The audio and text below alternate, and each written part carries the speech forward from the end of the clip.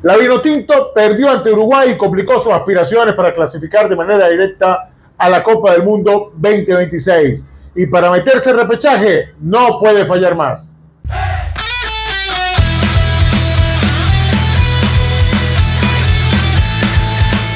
A nombre de Tobarzán, Óptica Berluz, Guía Binacional de Salud, Clover Real Estate, Salud en Casa. Jugó la jornada número 16 de la eliminatoria mundialista de Conmebol a la Copa del Mundo 2026. La combinación de resultados no favoreció a Venezuela.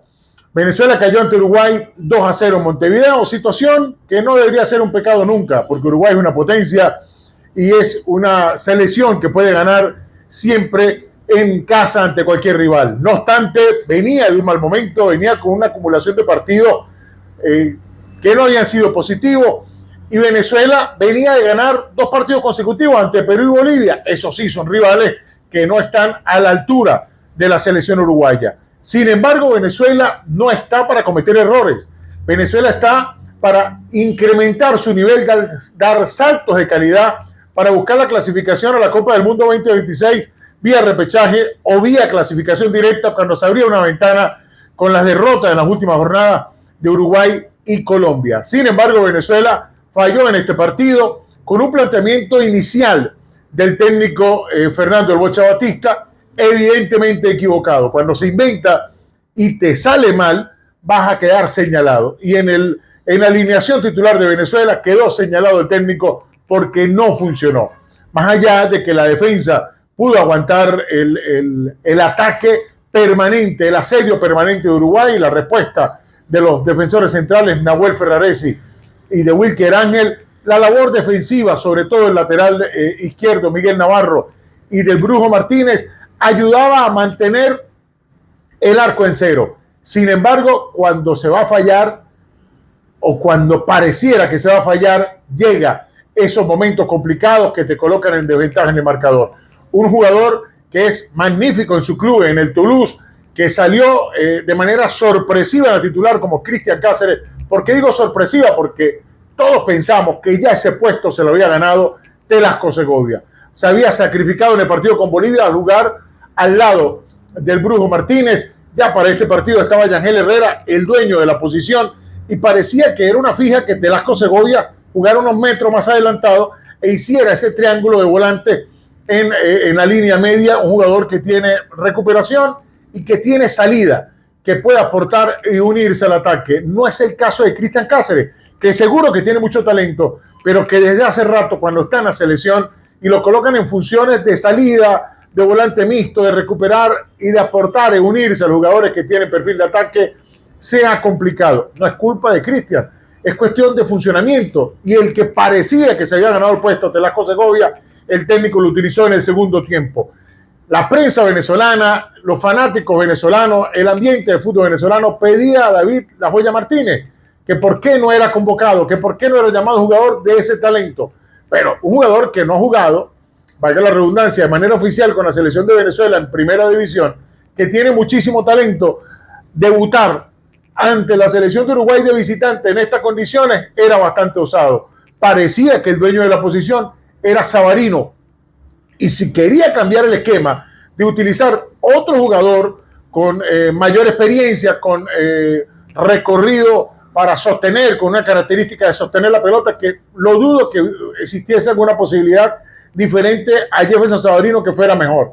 Savarino va al banco, va David Martínez, y el jugador prácticamente no pesó y perdió casi que todas las pelotas que llegaron a su posesión. La excusa del técnico, algunos lo pedían y lo pusimos. No, él no está para que le haga caso a la prensa ni a los fanáticos. Él está para que planifique los juegos y los haga de la mejor manera posible, explotando los recursos que tiene Venezuela. Y hay jugadores que ya se han ganado la titular, que tienen la experiencia, el recorrido y el buen momento para aspirar a conseguir cosas mayores, que cuando van al banco, por medio de un invento, por medio de un cambio drástico a lo que pensamos que podía funcionar y de cómo ha funcionado, de las cosas que han funcionado en Venezuela, si te sale mal, sales expuesto, sales señalado. Y la ausencia en la alineación titular de Telasco Segovia y de Jefferson Savarino fue notoria. el jugar tan cerca del arco, el tener dificultades para sostener el balón, el ser tan predecible de buscar constantemente con algún pelotazo a Salomón Rondón o al jugador Jefferson Soteldo, que venía de una lesión, ya está siendo estudiado por los rivales.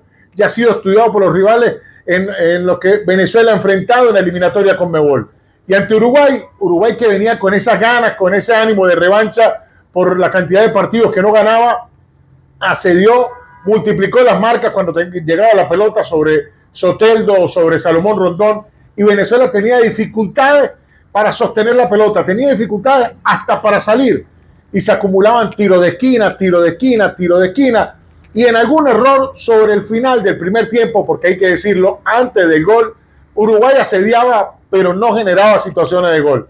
Pero cuando te asedian permanentemente, cuando el recurso para salir jugando, cuando el recurso para sostener la pelota no está, porque no se ha considerado, en una pelota que pierde Cristian Cáceres, que pudo haber jugado con su compañero, que pudo haber hecho algo distinto, quiso hacer una individual muy cerca del área, pierde la pelota, en un intento por recuperar va al tiro de esquina, y en el cobro del tiro de esquina, lamentablemente, el jugador Aramburu termina perdiendo la marca y llega el 1-0 Uruguay. Aramburu, un jugador destacado, querido, respetado, admirado de Venezuela, pero que tiene que aprender que en este tipo de circunstancias no se vale fallar. Perder una marca por apenas un forcejeo en el área, no se vale fallar. Aramburu, John Aramburu, que tiene un talento extraordinario, y este tipo de errores es el salto de calidad que esperamos, porque hay errores que te lo provoca el contrario, pero por un mínimo forcejeo no puedes perder la marca en el área, y ahí llega el 1-0, y lamentablemente vuelve el gol de Camerino comenzando el segundo tiempo, pelota que pierde Yangel Herrera ante el apenas asedio del jugador uruguayo, llega la pelota a Rascaeta, no hay el achique pronto, el remate que va al ángulo de la mano derecha del arquero Romo, y estaba el 2-0 Uruguay.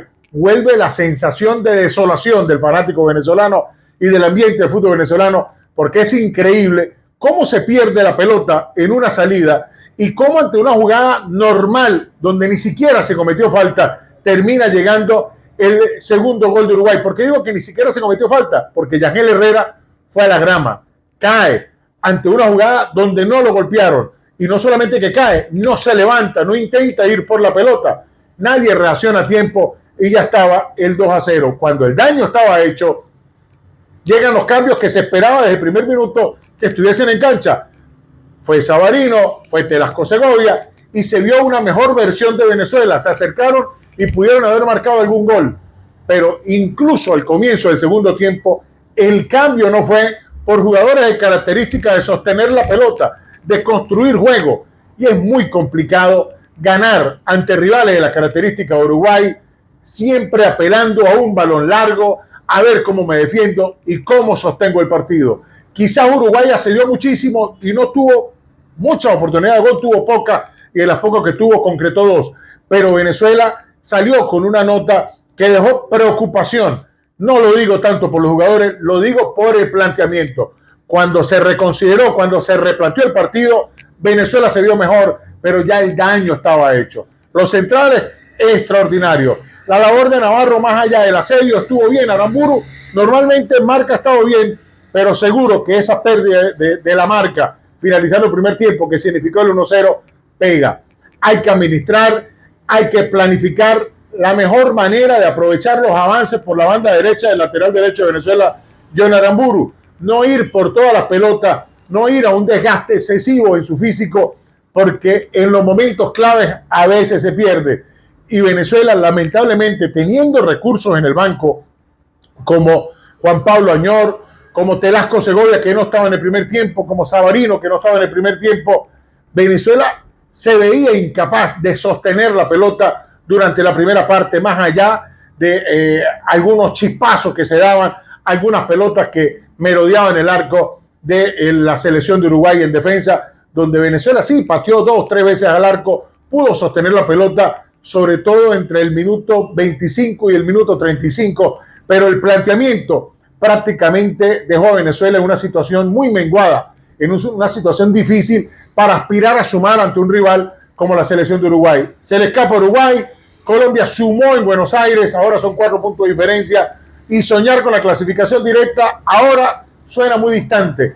Asegurar la clasificación para el repechaje te dice que si Bolivia suma, Venezuela tiene que sumar. Si Bolivia gana un partido, Venezuela está obligado a ganar. Sus rivales son Argentina, ya clasificado, y Colombia, que en la próxima fecha enfrenta a Bolivia, será el rival de Venezuela en la última fecha. No se puede fallar.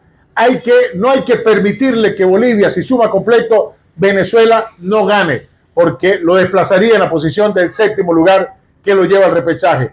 Venezuela tiene jugadores, tiene fútbol necesario para aspirar a jugar mejor, para aspirar a construir más juego ofensivo a lo largo del partido y no verse siempre contracorriente, no verse siempre in extremis. Y algo, profesor Batista, que ha trabajado, algunas veces se le ha elogiado, muchas veces se le ha criticado. No es bueno estar sacando un paraguas y diciendo que en las últimas eliminatorias Venezuela estaba eliminado. Las condiciones de las últimas eliminatorias eran totalmente diferentes.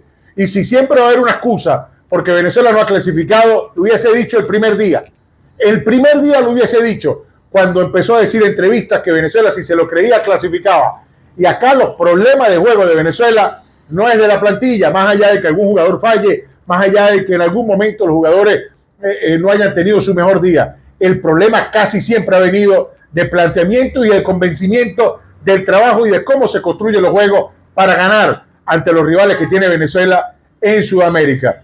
Está el camino para el repechaje, pero no hay que cometer más errores. Hay que convencerse y que el profesor Batista también se convenza de las bondades que tiene en esa plantilla, porque a veces pareciera que la excusa va primero. Esto es Holland Sport. Dale like si te gustó este video, suscríbete, envía tu comentario.